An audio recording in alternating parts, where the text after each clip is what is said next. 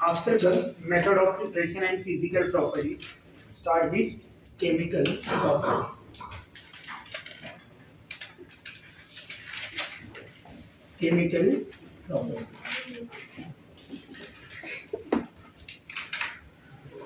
Alkyl halide की chemical properties की अगर बात करें, अल्काइल हैलाइड की केमिकल प्रॉपर्टीज की बात करो तो होता क्या है, अल्काइल हैलाइड जो रिएक्शन देंगे, पहला टाइप होगा nucleophilic substitution reaction. Nucleophilic substitution reaction. What is the meaning of nucleophilic substitution reaction?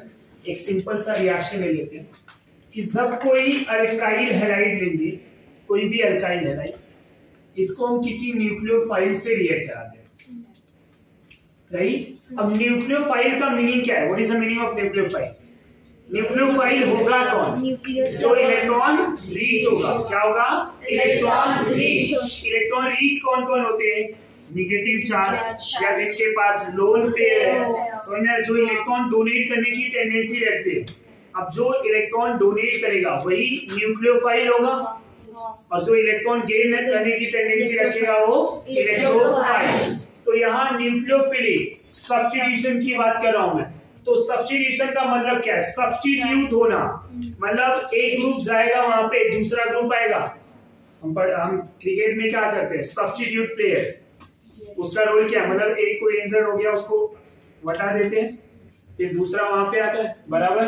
तो यहाँ सब्स्टिट्यूशन सेम रिएक्शन में क्या होगा, मतलब ये जो अल्काइल हैलाइड है, उस अल्काइल हैलाइड को हम जब सब्स्टिट्यूशन कराएंगे तो ये हैलोजन यहाँ से चला जाएगा और उसकी जगह पे कौन आ जाएगा? न्यूक्लियोफाइल। कोई भी न्यूक्लियोफाइल, ये इन जनरल बातें कर रहा हूं मैं, तो RNU आ जाएगा और X माइनस यहाँ से निकल गया किसी के साथ, समझ में आया?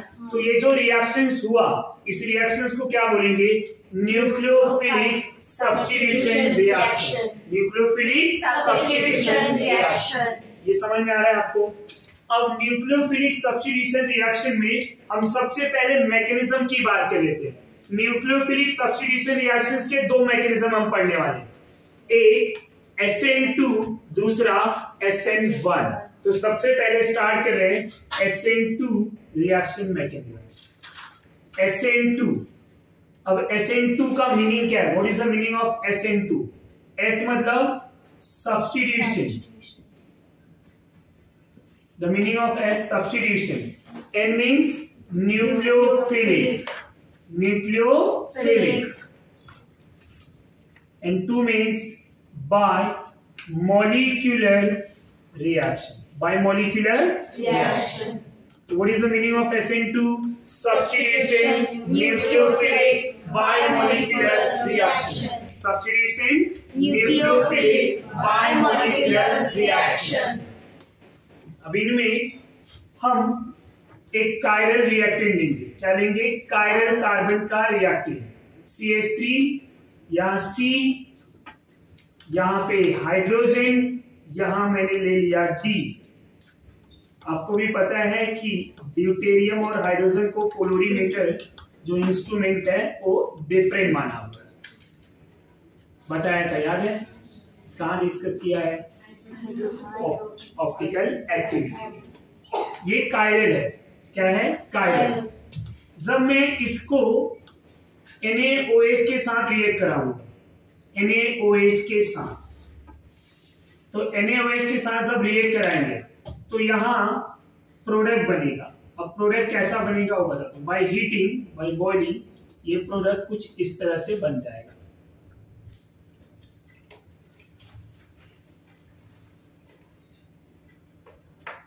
इसका मैकेनिज्म डिस्कस कर लेते हैं। पहले एक बार सिंपल रिएक्शन बता देता हूं। ये इस तरह से, और NaBr हमें निकल जाएगा। समझ में आ रहा है आपको? अब इसका मैकेनिज्म क्या होगा? रिएक्शंस क्या हुआ? ये एक कायरल रिएक्टेंट लिया है अल्काइल हैलाइड का, जिसका Br चला गया और वहां पे OH आ गया, और ये Br Na के साथ जाके NaBr हो गया।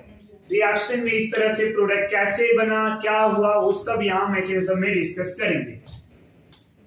सेम फॉर्मेट में मैं रिएक्टेंट लिखूंगा CH3, इधर ये C, यहाँ हाइड्रोजन, टेट्राहेड्रल स्ट्रक्चर की बात हो रही है तो ये D और इधर Br। ये कार्बन और Br के बीच में बॉन्डिंग ऑर्बिटल है, ये बॉन्ड है और बॉन्डिंग ऑर्बिटल इस तरह से होता है। एक बार समझा देता हूं मैं, जैसे ये मेरा कोई p ऑर्बिटल है, राइट। जब दूसरा p ऑर्बिटल कंबाइन होके बॉन्ड बनाएंगे तो ये बॉन्ड, ये और ये दोनों जब कंबाइन होंगे ना तो ये इस तरह से एक बड़ा सा ऑर्बिटल बनेगा। और ये जो बैक साइड का लोब है, ये लोब ऐसे छोटा हो जाएगा, इस तरह से बैक लोब इस तरह से हो जाएगा। तो अब ये जो बॉन्डिंग का मतलब ये जो बैक लोब होगा ये तो इस तरह से हो जाएगा,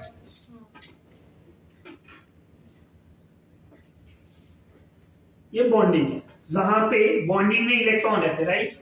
तो ये जब दो ऑर्बिटल कंबाइन हुए रहेंगे तो यहाँ पे इलेक्ट्रॉन आया रहेगा, राइट। तो ये इलेक्ट्रॉन यहाँ पे, अब बैक साइड का लोब छोटा हो जाएगा इस तरह से। तो जब भी मैं रिएक्शंस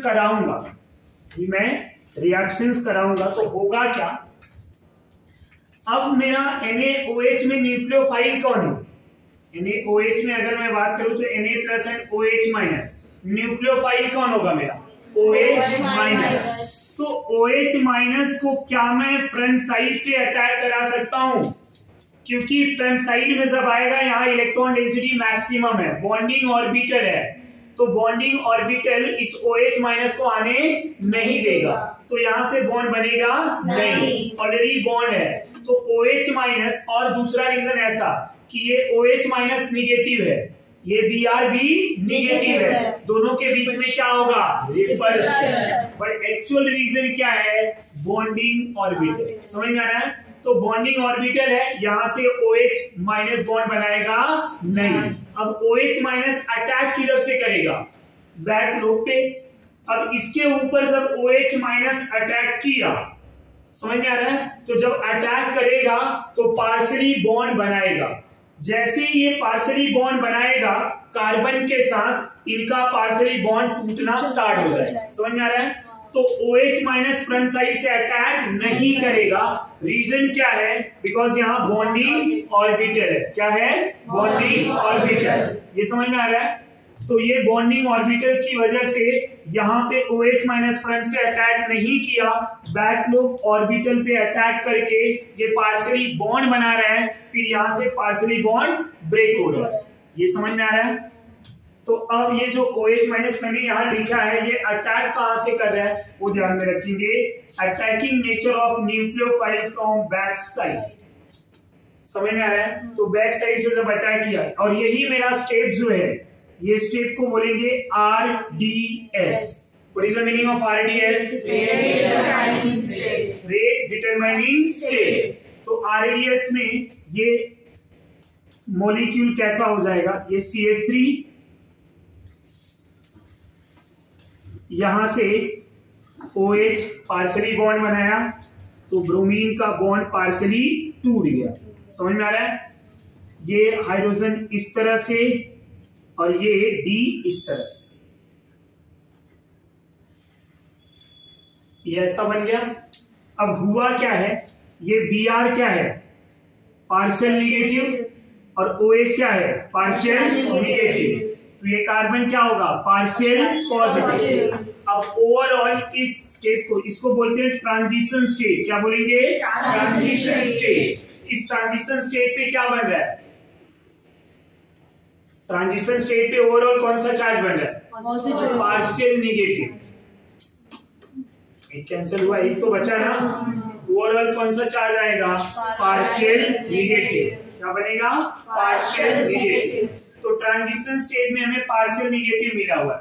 अब क्या करेंगे स्टूडेंट, ये बॉन्ड को पूरी तरह से तोड़ देंगे। कौन से वाले बॉन्ड को, Br माइनस। जब Br माइनस का बॉन्ड पूरी तरह से टूटेगा तो ये OH का बॉन्ड कंप्लीटली बन जाएगा। समझ में आया, complete bond breaking then complete bond making.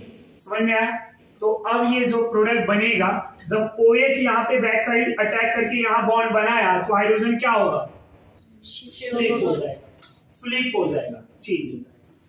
तो ये कॉन्फ़िगरेशन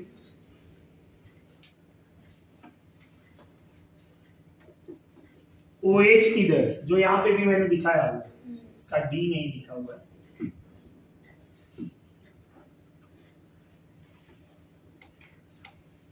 D इधर आएगा और हाइड्रोजन इस तरह से, ये समझ में आ रहा है आपको, प्लस और आपका Br माइनस निकल जाएगा। अब यहाँ पे हुआ क्या है, ये प्रोडक्ट बना कैसे, ये जो प्रोडक्ट बना हुआ है बैक साइड से अटैक करने पे हाइड्रोजन इधर फ्लिप हो गया और OH कहाँ पे आया, Br के जस्ट अपोजिट में आया। यहाँ जो प्रोडक्ट का नेचर है कैसा है, 100% इन्वर्जन। क्या मिला है, इन्वर्जन। इन्वर्जन क्यों बोला, ये प्रोडक्ट उल्टा मिला है, इन्वर्ट हो चुका है। ये प्रोडक्ट इन्वर्जन क्यों मिला, क्योंकि बैक साइड से अटैक हुआ है। ये OH माइनस जो मेरा यहाँ पे है, अटैक कैसे किया है, बैक साइड से। जब बैक साइड से अटैक किया तो प्रोडक्ट क्या मिल गया, 100% इन्वर्जन। ये समझ में आ रहा है। अब आपको इसको समझना है कि इन्वर्जन ही कैसे मिला। आप एक्सपेरिमेंट भी कर सकते हैं। कैसे, नॉर्मल एक्सपेरिमेंट। अभी जैसे प्रियंका बैठी है, इसके पीछे जो भी बैठा हुआ है खींच के एक जोर से इसको दे दे तो ये क्या करेगी, अगर ये रिएक्टेंट है राइट, पीछे से इनका इस रिएक्टेंट का फेस इधर है, मेरे साइड है, इसको जोर से ऐसे खींचा जा रहा है, जोर से, तो ये क्या करेगा, नहीं समझा, ये वही है। ये बैक साइड से अटैक हुआ है ना, बैक साइड से रिएक्टेंट आया, क्या हुआ, हो गया 100% इन्वर्जन। तो ऐसे जब भी हो तो याद रखने का प्रियंका, पीछे से खींचा तो क्या होगा, प्रियंका घूम जाएगी, पलटेगी ना, देखेगी पहले मारा कौन, या ऐसा अंधी तो नहीं है मतलब रिवर्ट करने वाली है, अंधी तो मारने नहीं वाली कि कोई भी है, कि पहले तो पलटना पड़ेगा ना, समझ में आ रहा है। पर आपको सामने से कोई मारा तो वो तो दिख ही रहा है, पहले न्यूटन थर्ड लॉ अप्लाई करने के बाद में समझ में आ रहा है। तो बट अगर बैक साइड से अटैक हो रहा है इन SN2 मैकेनिज्म, हमेशा अटैक कहां से होगा, बैक साइड, तो प्रोडक्ट का नेचर कैसा होगा, 100% inversion. Reason is since nucleophile attack from back side and the nature of product is 100% inversion. अब इसको ऐसे भी समझेंगे स्टीरियोकेमिस्ट्री में, अगर इसका कॉन्फ़िगरेशन R है तो प्रोडक्ट का कॉन्फ़िगरेशन क्या होगा, S। क्या होगा, S। और इसका S हुआ तो R। समझ में आ रहा है, क्योंकि इन्वर्ट हो रहा है ना, इन्वर्जन। अगर ये ऑप्टिकल एक्टिविटी में प्लस साइन है तो ये क्या हो जाएगा, माइनस। क्या हो जाएगा, माइनस। समझ में आ रहा है आपको, यहाँ पे कोई डाउट, ये पॉइंट क्लियर हुआ, आगे बढ़ सकते हैं। तो SN2 में बैक साइड अटैक होगा, प्रोडक्ट का नेचर 100% इन्वर्जन। ये समझा, मैकेनिज्म इतना ही है, मैकेनिज्म इतना ही है, ज्यादा कुछ नहीं है और बहुत इजी है। यहां bond making and bond breaking दोनों एक साथ हो रहा है। ट्रांजिशन स्टेट खाली फील किया जाता है कि ऐसा स्टेप हुआ होगा, ऐसा स्टेप हुआ होगा। इनकी लाइफ क्यों ऐसा फील किया जाता है, इनकी लाइफ बहुत कम होती है तो इनके बारे में स्टडी नहीं कर सकते। इंटरमीडिएट जो बनते हैं उनका स्टडी किया जा सकता है क्योंकि उनकी लाइफ ट्रांजिशन स्टेट से ज्यादा होती है, बट इनकी लाइफ बहुत कम होती है, मतलब स्टडी नहीं कर सकते हम। समझ में आ रहा है, ये ऐसा हमने ये एज्यूम किया है, फील किया है कि ये पार्शियली बॉन्ड बना होगा और ये पार्शियली बॉन्ड ब्रेक हुआ है।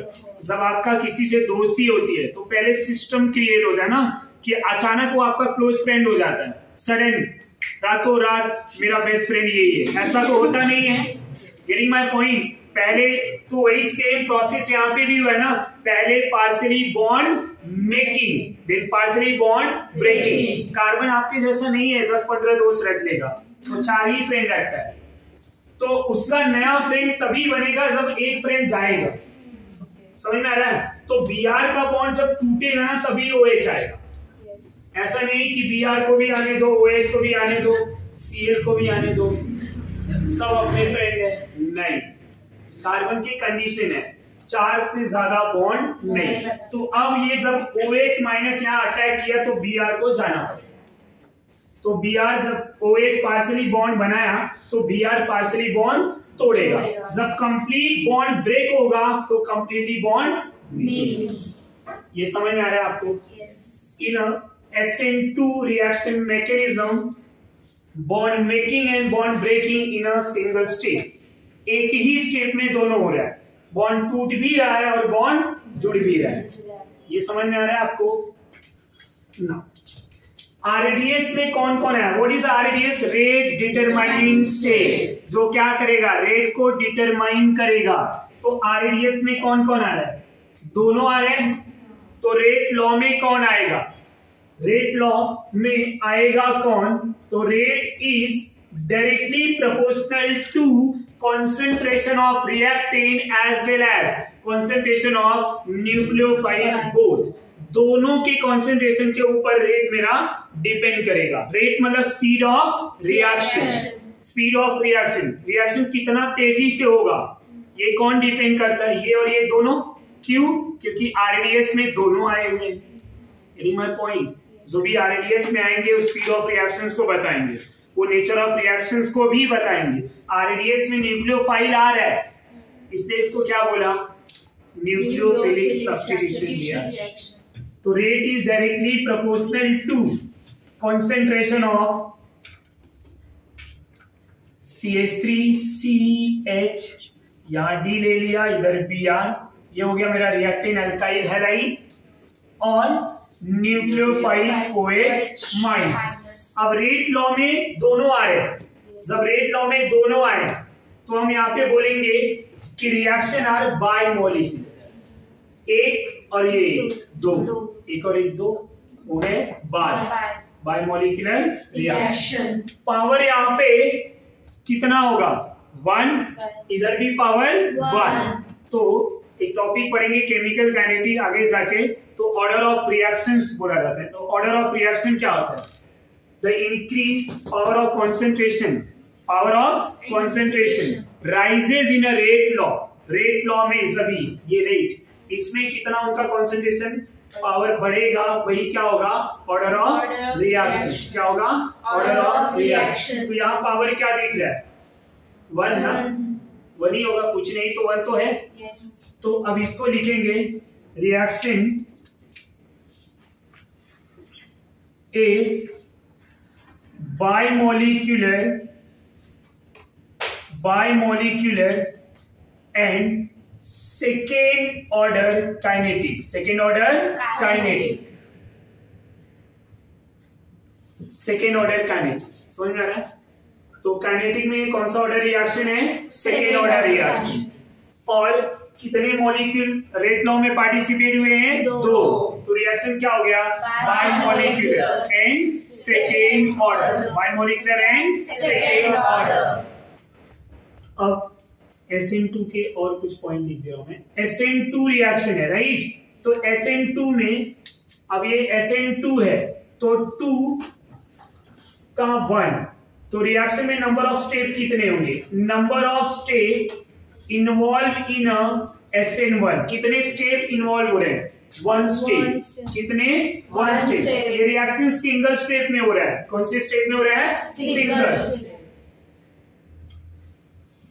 Single step reaction mechanism. Single step reaction mechanism में एक ही स्टेप है, bond making and bond breaking, same step. Number of step 1।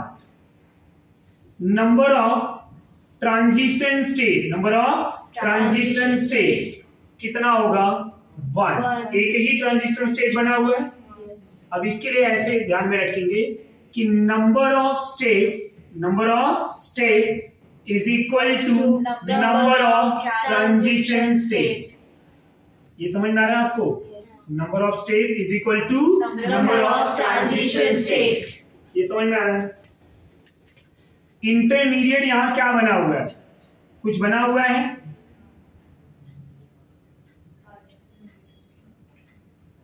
तो intermediate is equal to step minus 1। Step minus 1। Step कितना है? 1 minus 1 क्या होगा? 0। क्या कोई इंटरमीडिएट बना है? नहीं। रिएक्शन में कोई इंटरमीडिएट नहीं। No intermediate, no intermediate in SN2। SN2 में कोई इंटरमीडिएट बना नहीं। रिएक्शन किससे होके जा रहा है? Transition state. रिएक्शन किससे होके जा रहा है? Transition state. Reaction passing through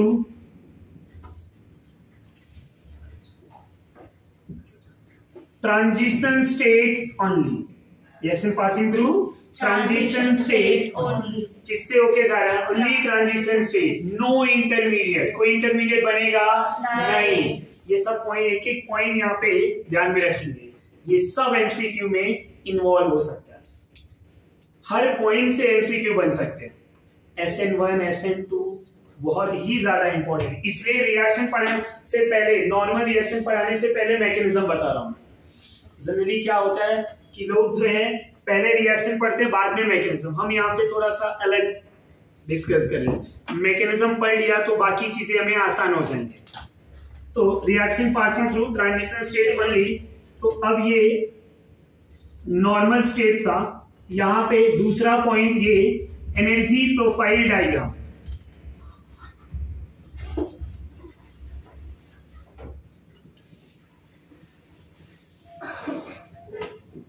energy profile diagram.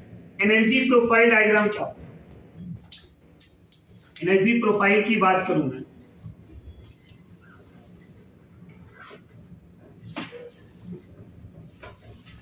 ये P मतलब पोटेंशियल एनर्जी, P मतलब potential energy, RC reaction coordinate. Reaction coordinate, जिस कोऑर्डिनेट पे रिएक्शन हो रहा है, जिस एक्सिस पे हमारा रिएक्शन हो रहा है, तो उसको क्या बोलेंगे? Reaction coordinate. अब स्टूडेंट होगा क्या?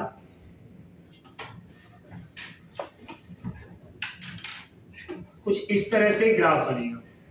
इसका ग्राफ कैसा होगा? इस तरह से।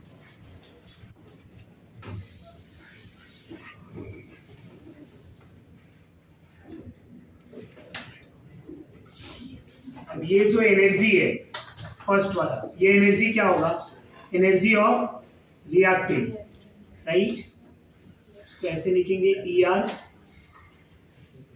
Energy of reactive, EP, energy of product.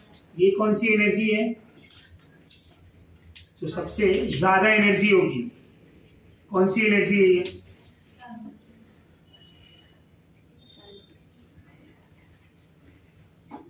ये ट्रांजिशन स्टेट। क्या होगा?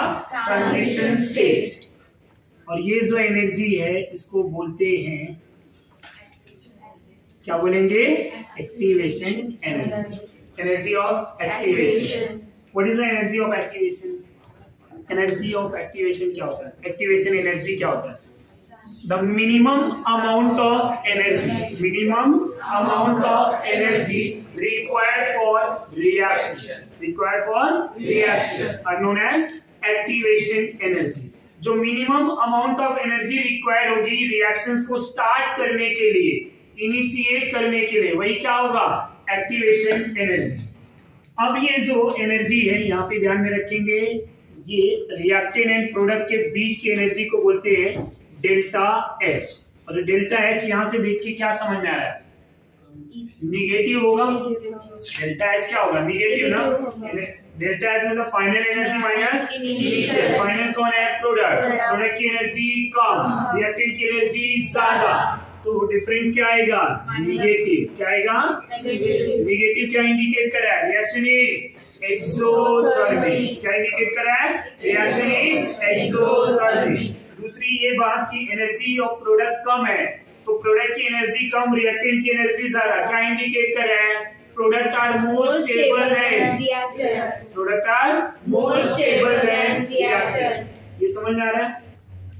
ट्रांजिशन स्टेट की एनर्जी बहुत ज्यादा है, तो ये ट्रांजिशन स्टेट ना हाईली एक्टिवेट होता है, बहुत तेजी से ये कन्वर्ट होता है। मैंने पहले बोला इनकी लाइफ कम है, एनर्जी से भी पता चल रहा है, समझ में आ रहा है? इनकी लाइफ इतना ज्यादा है कि इनके बारे में हम स्टडी नहीं कर सकते, सॉरी इनकी लाइफ इतना कम है कि इनके बारे में हम स्टडी नहीं कर सकते। तो ये transition state, maximum energy, reactant की एनर्जी बैरियर को क्रॉस किया, कन्वर्ट हो गया प्रोडक्ट। समझ में आ रहा है आपको? अब यहाँ ट्रांजिशन स्टेट की जगह पे जहां मैंने ER लिखा है, आप इस रिएक्टेंट को लिख सकते हैं। जहां ये EP लिखा है, यहाँ रिएक्टेंट की एनर्जी, प्रोडक्ट की एनर्जी, तो रिएक्टेंट लिखेंगे, यहाँ प्रोडक्ट लिखेंगे, यहाँ ट्रांजिशन स्टेट लिखेंगे। ये समझ में आ रहा है? या तो साइड में ऐसे करके TS की जगह पे ये पूरा, रिएक्टेंट की जगह पे ये और ये समझ में आ रहा है आपको? ये एनर्जी प्रोफाइल डायग्राम है। Delta H negative, delta H का मतलब है energy of product minus energy of reactant. तो ये एनर्जी प्रोफाइल डायग्राम में एक सिंगल पीक बनने का मीनिंग क्या बता रहा है? कि रिएक्शन में ट्रांजिशन स्टेट ही बना है, ओनली ट्रांजिशन स्टेट, और एक पीक का बनना मतलब सिंगल स्टेट रिएक्शन। कौन सा state? Single state. And only one peak diagram, one peak diagram is indicate reaction passing through only transition state, only transition state. यहाँ कोई इंटरमीडिएट बना है क्या? नहीं। जो रिएक्शन में 3-4 स्टेप होंगे तो हम समझ लेंगे कि नंबर ऑफ वहां पे इंटरमीडिएट कितने होंगे। समझ में आ रहा है? जहां रीअरेंजमेंट ऑफ कार्बोकेटायन होगा, अगर एक बार रीअरेंजमेंट हुआ तो वहां क्या हो जाएंगे? वहां नंबर ऑफ पीक और बनना स्टार्ट हो जाएंगे, क्योंकि नंबर ऑफ स्टेप बढ़ रहा है। समझ में आ रहा है? तो यहाँ पे सिंगल स्टेप रिएक्शन है तो ओनली वन पीक डायग्राम। यहां तक समझ में आ रहा है आपको? कोई भी डाउट? ये सबको समझ में आ गया? SN2 में सबसे पहले हमने रिएक्शन मैकेनिज्म पढ़ा, मैकेनिज्म के बाद रेट पढ़ा, रेट लॉ के बाद हमने क्या पढ़ा कि SN2 में जो मीनिंग है, कितने स्टेप रिएक्शन होते हैं, इंटरमीडिएट कितना होता है, ट्रांजिशन स्टेट कितने होते हैं, एनर्जी प्रोफाइल डायग्राम कैसा होगा, ये सब पढ़ लिया। अब यहां तक अगर कोई कंफ्यूजन नहीं है तो नेक्स्ट पार्ट जो होगा, फैक्टर अफेक्टिंग SN2। SN2 में कौन कौन से फैक्टर अफेक्ट करेंगे, उनके रिएक्शंस को बढ़ाने के लिए या कम करने के लिए कौन कौन से फैक्टर इन्वॉल्व होंगे, राइट? तो फैक्टर अफेक्टिंग SN2।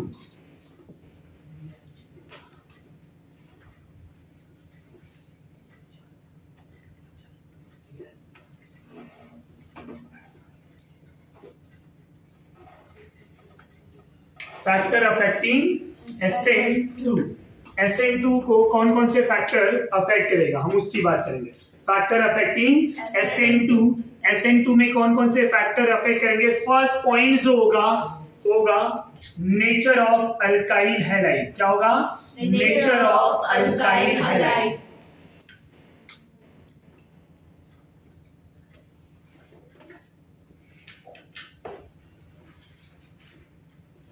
अब नेचर ऑफ अल्काइल हैलाइड की अगर मैं बात करूं, नेचर ऑफ अल्काइल हैलाइड की, तो होगा क्या student? Nature of alkyl halide में small alkyl halide faster SN2, जितना छोटा अल्काइल हैलाइड होगा उतना फास्टर SN2 होगा। इन विच if R is different, then methyl halide is a faster reactive than 1 degree alkyl halide, then other 2 degree alkyl halide, then 3 degree alkyl halide. Small alkyl halide faster SN2, तो methyl halide faster than other 1 degree, then 2 degree, then 3 degree। यहाँ एक point याद रखेंगे student, generally 3 degree में no SN2, क्या 3 degree में SN2 होगा? नहीं। 3 डिग्री में SN2 होगा नहीं। इफ हैलाइड आर डिफरेंट, यहां कार्बन डिफरेंट हुए हैं, यहां सेकेंड पॉइंट में हैलाइड को डिफरेंट ले रहा हूं। इफ हैलाइड आर डिफरेंट तो होगा क्या? अगर RX में R सेम है, X को डिफरेंट माना मैं, तो क्या हो जाएगा? RI is more reactive than RBr than RCl than RF। Reason क्या होगा? What is the reason? Size. नहीं, leaving nature. So leaving nature, leaving group का नेचर, तो लिविंग नेचर में I minus is a good leaving group, then Br minus, then Cl minus, then F minus. समझ आ रहा है? अब ये रिएक्शन चाहे ये SN2 हम पढ़े या आगे SN1 पढ़े, ये वाला पॉइंट दोनों के लिए सेम, क्योंकि लिविंग ग्रुप जब तक जाएगा नहीं, कमिंग ग्रुप आएगा क्या? नहीं। अब वो नेचर ऑफ रिएक्शन कुछ भी हो, जब तक लिविंग ग्रुप नहीं, बॉन्ड टूटेगा नहीं तो बॉन्ड बनेगा नहीं। तो ये वाला ऑर्डर दोनों के लिए सेम होगा। तो Ri is more reactive than RBr, then RCl, then RF। और हमने रिएक्टिविटी ऑर्डर भी पढ़ा था, if you remember. Ri, RBr, RCl, RF, reason same, leaving nature. ये समझ में आ रहा है आपको? यहाँ तक कोई doubt? Second point, first point क्या है? नेचर ऑफ अल्काइल हैलाइड ना। Second, nature of nucleophile. Nature of nucleophile. अब न्यूक्लियोफाइल का नेचर कैसा होना चाहिए? न्यूक्लियोफाइल का नेचर कैसा होना चाहिए? Since nucleophile attack on back side, किधर से अटैक कर रहा है? Back side. Since nucleophile attack on back side, hence stronger nucleophile faster SN2, faster SN2। पीछे से अटैक करने वाला ग्रुप जितना स्ट्रॉन्ग होगा उतना ही अच्छा अटैक करेगा। समझ में आया? पता चला आप किसी को माने गए, वो थोड़ा पावरफुल है, आपको ही खींच दिया, चल दिए आप। तो पहले तो आप पावरफुल होना इम्पोर्टेंट है। अब पार्थ को अगर पीछे से हर्षवर्धन मारना भी चाहे तो डर के भाग जाए, पार्थ ऐसे खाली आवाज निकाले तो डर जाए। ये तो ये रीजन है ना।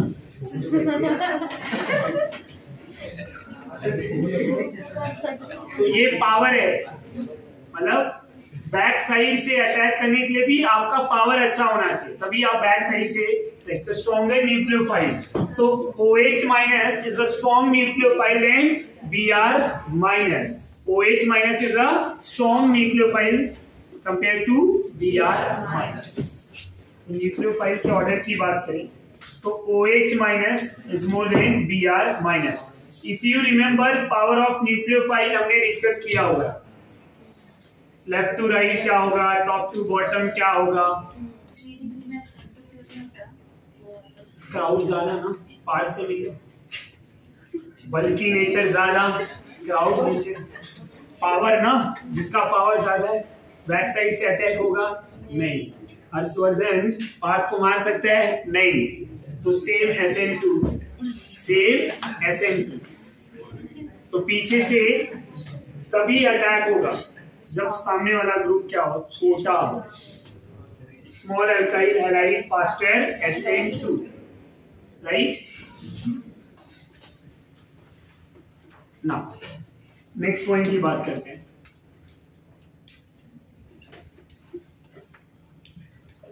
थर्ड पॉइंट, ये समझ में आ गया ना आपको? अब ये पूरा डिटेल डिस्कस किया तो इसलिए यहाँ पे बहुत ज्यादा नहीं, खाली ये बता दिया कि OH is stronger than Br। Nature of solvent, nature of solvent. Solvent कितने टाइप का पढ़ा था हमने, याद है सबको? अब देखो सॉल्वेंट का रोल भी आ गया। How many types of solvent? Polar. अब यहाँ कौन ज्यादा प्रिफरेबल होगा? Polar aprotic solvent, then polar protic solvent then non-polar solvent. Polar protic then polar protic then non-polar. समझ में आ रहा है? In a SN2 reaction, the nature of solvent is polar aprotic, then polar protic, then polar aprotic के example कौन कौन से हैं? एसीटोन, डीएम, शॉर्टकट भी बोलेंगे तो भी चलेगा, डीएमएफ, डीएमए, डीएमएसओ, ये जरूर याद रहेगा, इजी भी था ना ये। Point number 4. Beta branching of alkyl group. Beta branching of alkyl group. मैंने तारीफ क्या कर दिया, ये तो बाहुबली समझने लगे। Now, beta branching of alkyl group. तो अल्काइल ग्रुप अगर बीटा कार्बन पे इंक्रीज होना हो स्टार्ट होगा तो वहां पे रेट ऑफ रिएक्टिविटी कम होगा। अब अल्काइल ग्रुप बढ़ रहा है ना, मतलब क्या हो रहा है, साइज बढ़ रहा है, कहीं ना कहीं ये पहले पॉइंट से भी कोरिलेट कर सकते हैं। ये ना भी लिखूं मैं तो भी आप फर्स्ट पॉइंट से आप डायरेक्टली सॉल्व कर सकते हैं। तो beta branching of alkyl group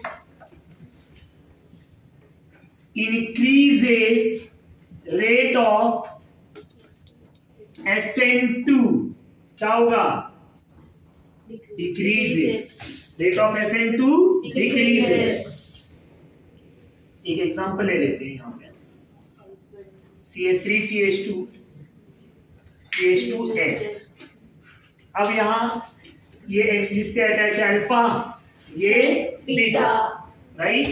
तो अल्फा बीटा या बीटा पे कोई ब्रांच है नहीं। दूसरे एग्जांपल में मैंने क्या कर दिया, यहाँ पे बीटा पे एक ब्रांचिंग दे दिया और इधर बीटा पे दो ब्रांचिंग दे दिया। किसमें क्राउड ज्यादा दिख रहा है? थर्ड में। तो रेट ऑफ रिएक्टिविटी किसका ज्यादा होगा? फर्स्ट, सेकंड, अल्फा, ये बीटा। तो beta branching increases, rate of reactivity ये समझ में आ रहा है आपको? ये पॉइंट ना भी दूं मैं अगर तो ये समझ में आ रहा है? कोई confusion?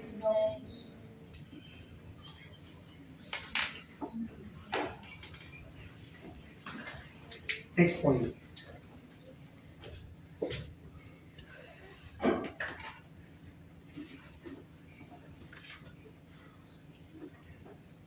EWG2, electron withdrawing group. ये वाला पॉइंट जरा देखेंगे, ट्रांजिशन स्टेट पे क्या है, नेगेटिव चार्ज। अब नेगेटिव चार्ज कम कब होगा? कम कब होगा? जब इलेक्ट्रॉन विड्रॉइंग ग्रुप अटैच होगा। जितना कम पार्शियल नेगेटिव होगा, ट्रांजिशन स्टेट जितना कम नेगेटिव होगा उतना अच्छा रिएक्शन होगा। तो इसको कम नेगेटिव कौन बनाएगा? EWG। पर अगर यहाँ प्लस एन ग्रुप ला दूं, EDZ ग्रुप को ही लेके आ जाऊं, हाइपर कंजुगेशन वाला प्लस आई वाला, तो रेट ऑफ रिएक्टिविटी क्या होगा? कम। समझ में आ रहा है? Rate of neutralisation increases in a transition state. अगर न्यूट्रलाइजेशन ट्रांजिशन स्टेट का इंक्रीज होगा तो क्या होगा? रेट ऑफ रिएक्टिविटी इंक्रीज होगा, क्योंकि ये न्यूट्रलाइजेशन की बात कर रहा हूं, मतलब नेगेटिव चार्ज कम हो रहा है तो रेट ऑफ रिएक्टिविटी क्या होगा? ज्यादा होगा। क्या होगा? ज्यादा। ये समझ में आ रहा है?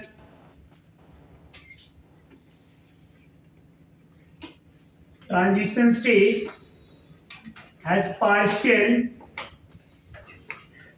Negative charge,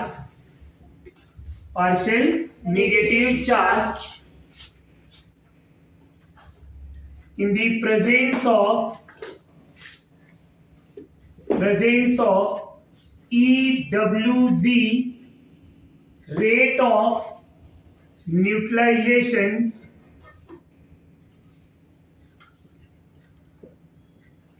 of transition state increases So rate of reactivity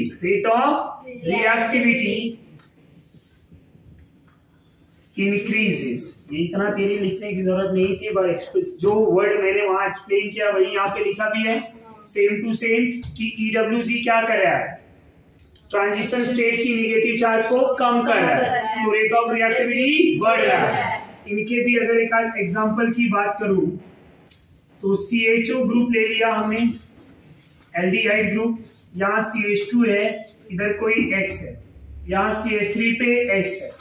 ये पॉइंट ना पढ़े रहे, अगर ये पॉइंट ना पढ़े रहे और आपसे पूछ दे कि यहाँ SN2 का ऑर्डर क्या होगा, आप हमेशा यही बोलेंगे। बट अब ये पॉइंट पढ़ने से हम क्या लिख सकते हैं, रीजन क्या है, ये कौन सा ग्रुप है, ये समझ में आ रहा है आपको, ये ध्यान रखें।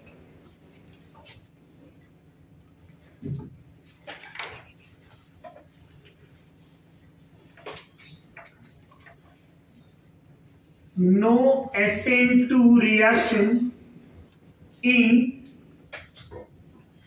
vinyl halide and aryl halide, vinyl halide and aryl halide. Reason क्या होगा, due to partial double bond character, PDCA, due to partial double bond character. What is the meaning of partial double bond?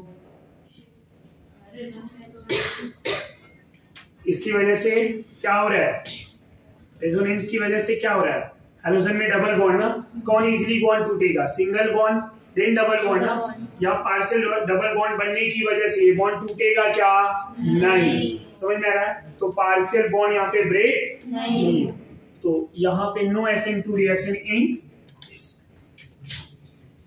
Next point,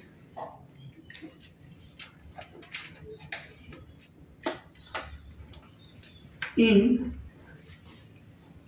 heavier isotopes, bond dissociation energy maximum, so rate of reactivity minimum. अगर bond तोड़ने के लिए energy ज्यादा लग रहा है, bond तोड़ने के लिए एनर्जी ज्यादा लग रहा है, तो रिएक्शंस क्या होगा, स्लो होगा ना, पहले बॉन्ड टूटेगा, जितना जल्दी बॉन्ड टूटा उतना जल्दी क्या होगा, रिएक्शन होगा।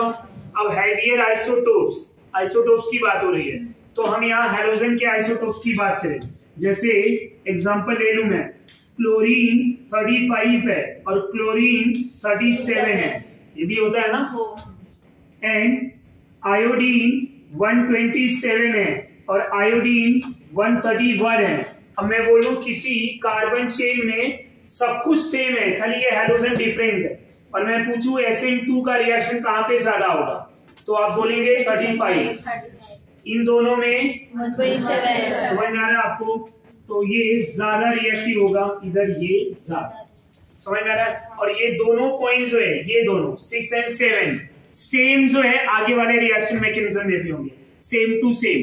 जब हम नेक्स्ट रिएक्शन मैकेनिज्म पढ़ेंगे ना, तो वहां पे भी सेम होने वाले। ये समझ में आ रहा है आपको। Next point, nature of product. Nature of product, product का नेचर कैसा होगा। नेचर ऑफ प्रोडक्ट की अगर मैं बात करूं तो प्रोडक्ट का नेचर कैसा होगा।